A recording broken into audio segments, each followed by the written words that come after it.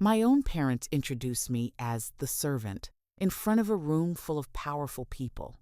They thought they could bury me in their shadow forever, but an hour later, my name was announced in a way that destroyed everything they had spent decades building. That night didn't start with humiliation. It started with hope, the kind of hope I should have killed years ago. My name is Emily Grace, and I'm about to show you why you should never underestimate the person who knows all your secrets. She wasn't born invisible. She became it.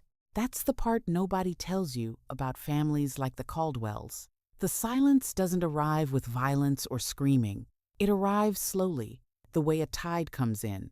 One day, you're a person. The next day, you're furniture. And by the time you realize what's happened, everyone else has already forgotten there was ever a difference.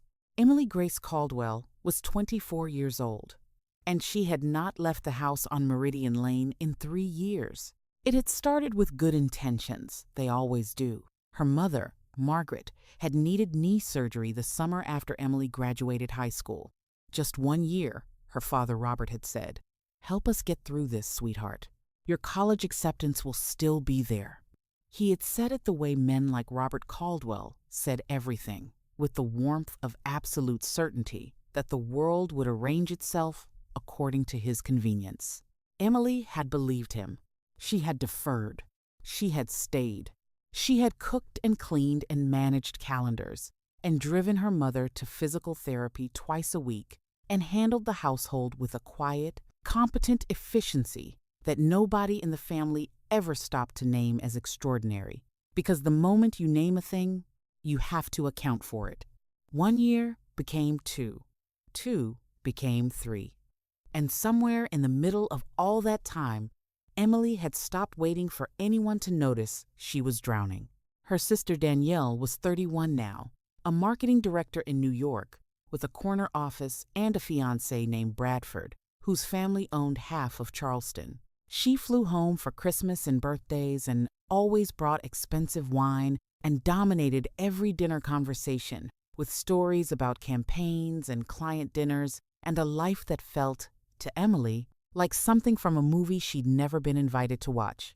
Her brother Cole was 22, a junior at UNC on an athletic scholarship. Easy-grinned and golden, the kind of boy who walked into rooms and made people feel like the temperature had risen by 5 degrees. He called Emily M, with the breezy affection of someone who never thought too hard about anything. And Emily cooked his favorite meals when he visited, and washed his laundry, and never once pointed out that he was the only person in the family who sometimes said thank you. The night everything cracked open was a Saturday in September, her father's 60th birthday gala, the Palmetto Club, 300 guests. 6 weeks of Emily's invisible labor compressed into a single evening, the custom floral arrangements she had spent 12 hours coordinating, the catering menu she had revised 4 times, the 15-minute slideshow she had assembled from 40 years of family photographs, the tribute speech she had ghostwritten for her mother at 2 in the morning, because Margaret had always been terrible at this sort of thing. Emily stood near the entrance in a navy dress she'd borrowed from Danielle's closet, because there had been no time to shop for herself. There was never time for herself. And she directed staff and smoothed out last-minute crises and felt, for perhaps the 100th time in 3 years, like the stage manager of a play in which she had never been given a role. Then her father took the microphone. The room quieted the way rooms do for men like Robert Caldwell, immediately, completely, with a kind of gravitational respect. "I want to thank my beautiful wife, Margaret, who has stood beside me for 35 years. Applause, warm and long. My brilliant daughter, Danielle, who flew in from New York." Louder applause. Danielle raised her champagne glass. "My son Cole, the pride of this family." The loudest yet. Emily straightened, smiled, waited.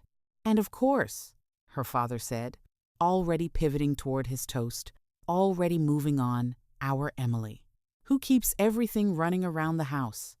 He chuckled. "She's like the help we never had to hire." Laughter moved through the room like a wave, light, easy, delighted laughter. Emily stood perfectly still. Beside her, a woman in a pearl necklace leaned toward her companion and whispered not quietly enough, "Which one is she again?"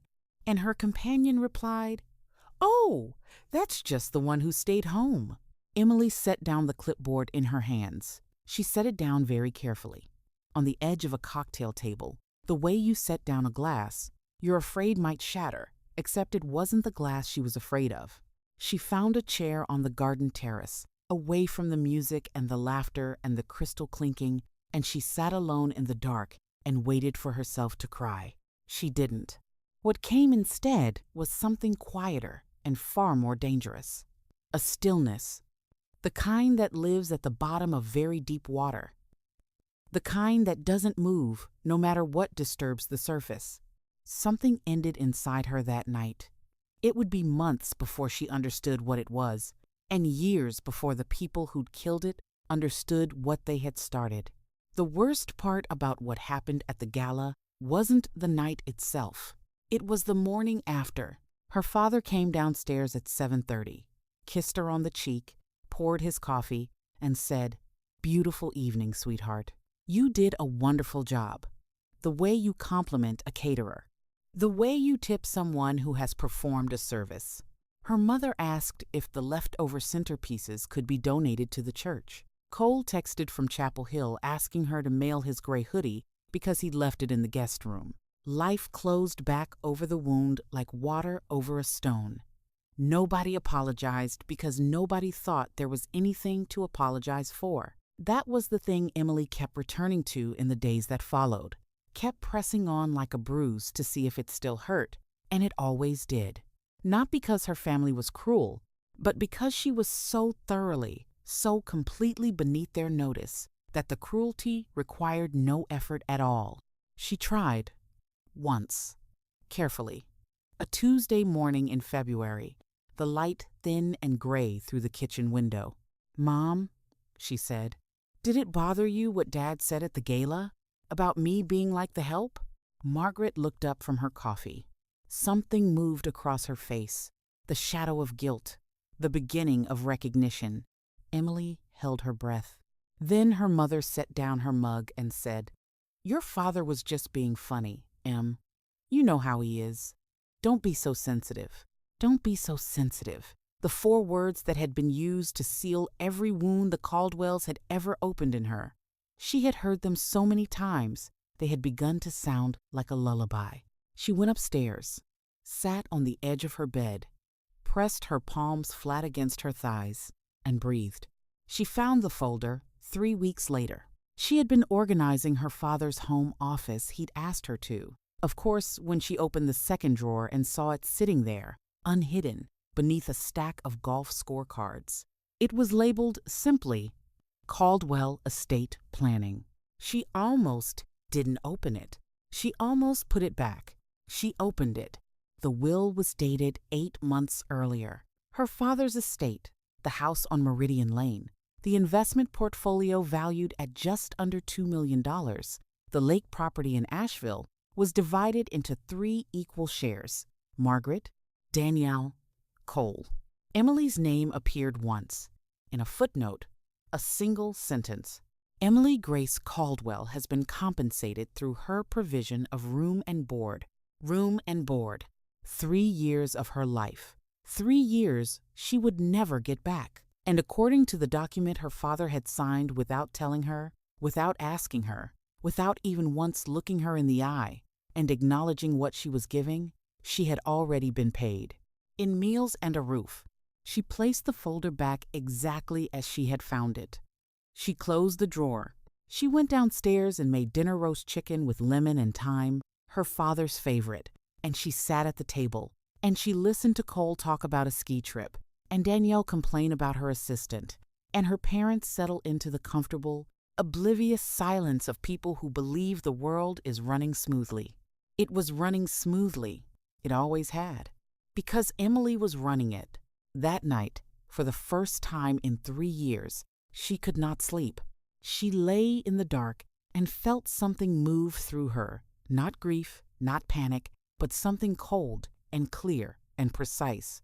like the sound of ice cracking on a lake in winter, a sound that meant the structure was changing, a sound that meant nothing would hold the same weight anymore. She was 24 years old. She had given away 3 years of her life to people who had filed her, legally, under Time's room and board. She was done waiting for someone to rescue her. The change in Emily was invisible, which was exactly the point. She still cooked breakfast. She still managed the calendar. She still confirmed Cole's travel arrangements and attended to her mother's appointments and smiled at dinner in the way she always had. She gave the household nothing to notice. She had spent 3 years perfecting invisibility. It was time to use it. But between 5:30 and 7:30 every morning, before the house woke, Emily sat at the kitchen table with her laptop and a cup of coffee, and she built another life. She enrolled in an online course, financial accounting, then business law, then estate litigation fundamentals, a course designed for paralegals that she devoured in 3 weeks. She took notes with the focused intensity of someone who understood that knowledge in her situation was not academic. It was ammunition. She also began writing things down. Not feelings, she'd spent enough time on those. Facts, dates, hours. A log of every task she had performed since moving back, reconstructed from memory and cross-referenced with her phone's calendar. 3 years of cooking, cleaning, scheduling, driving, coordinating, organizing. Hundreds of hours of unpaid domestic labor. She documented it the way a lawyer documents evidence, precisely, without embellishment, because the truth was already damning enough. She called Patricia Webb on a Thursday in March. She'd found her through careful research, a family law attorney in Columbia who had, in the past 2 years, successfully argued 3 estate disputes involving unpaid domestic contribution. Emily called from her car, parked 2 blocks from the house, engine running. "I've been providing unpaid household management for my family for 3 years," she said. "My father's will includes a clause suggesting I've been compensated through room and board. I have documentation." There was a short pause.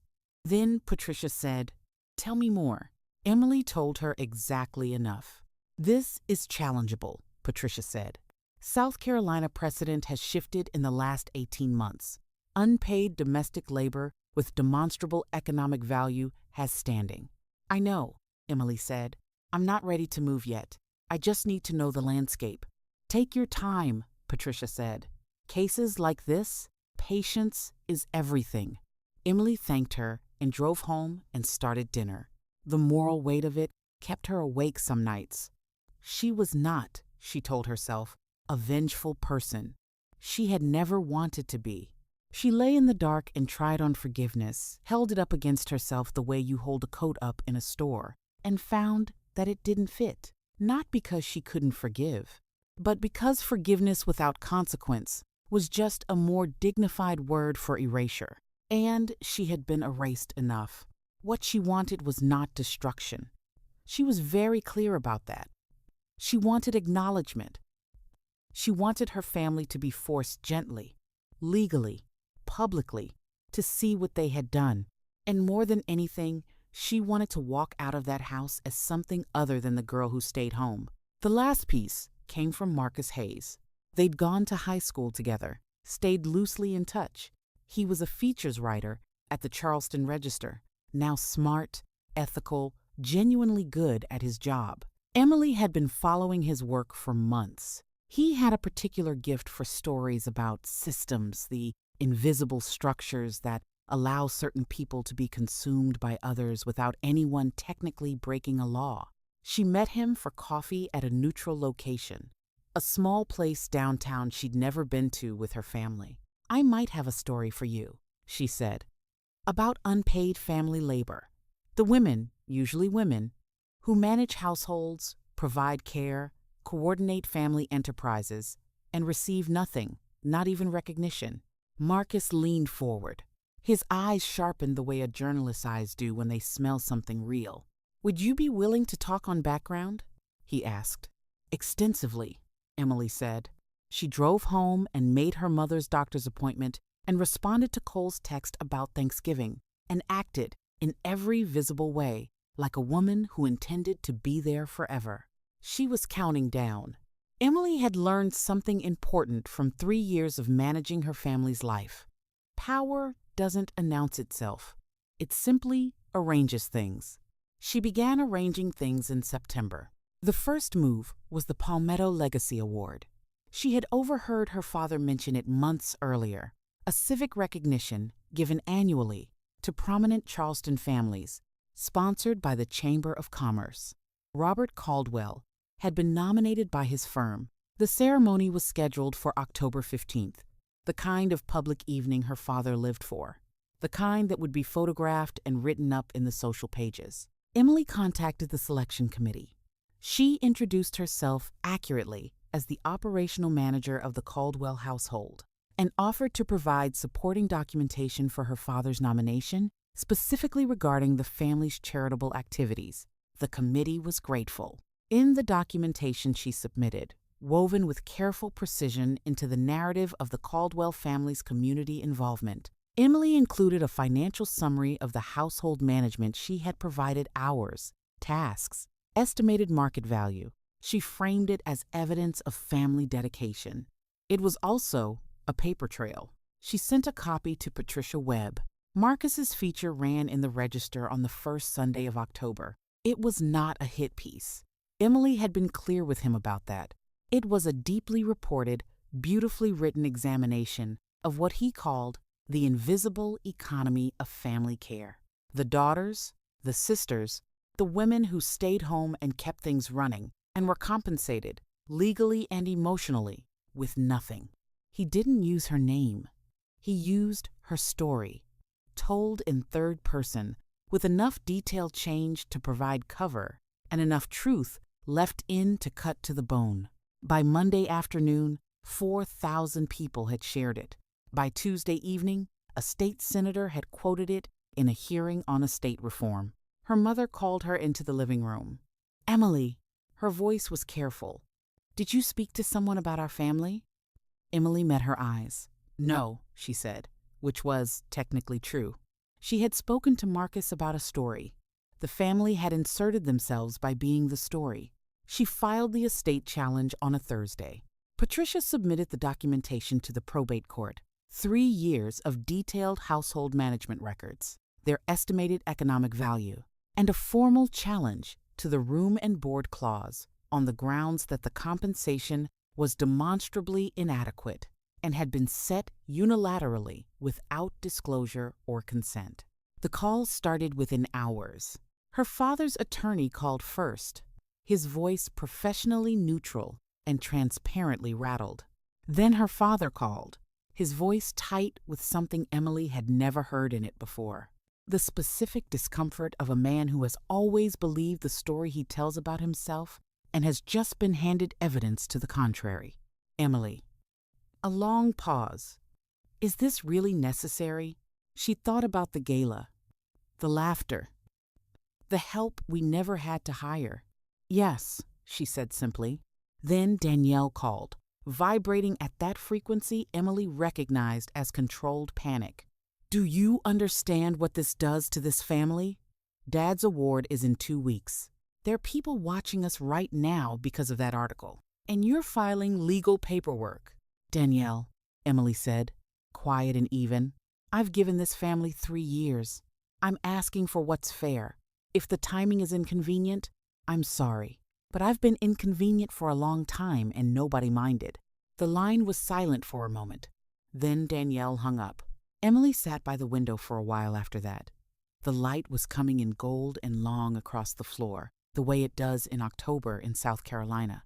She felt the moral weight of what she'd done, the disruption, the discomfort she had introduced into her family's life, and she sat with it honestly. This was not clean. Revenge never was.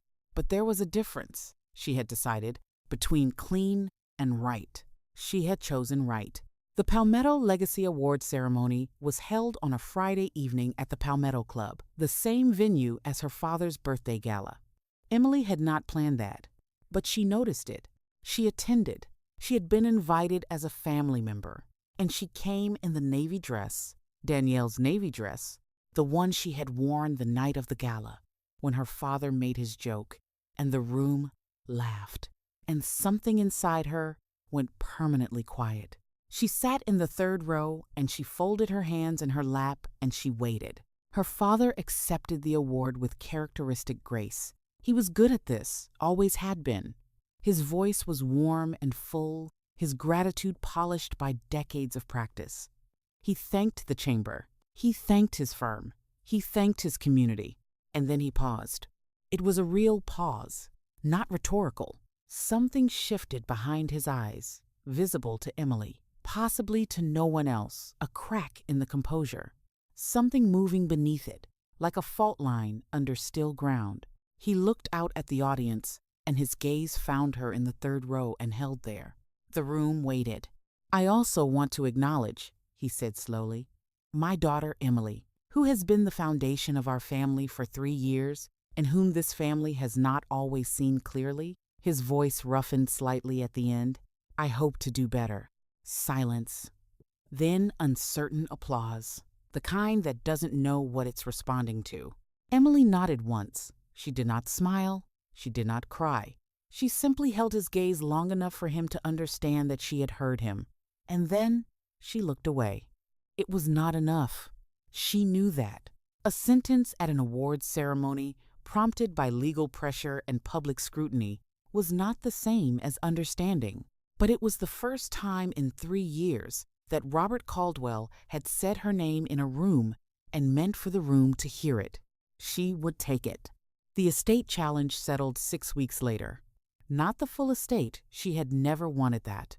A structured payment, $220,000, calculated against 3 years of household management at market rate. An amendment to the will ensuring equal standing going forward. Patricia Webb sent her the signed documents on a Tuesday morning and wrote at the bottom, "Well done." Emily sat with the documents for a long time, and then Cole called. It was late, almost 11, and his voice was different from the usual easy warmth she was used to from him. Stripped of something.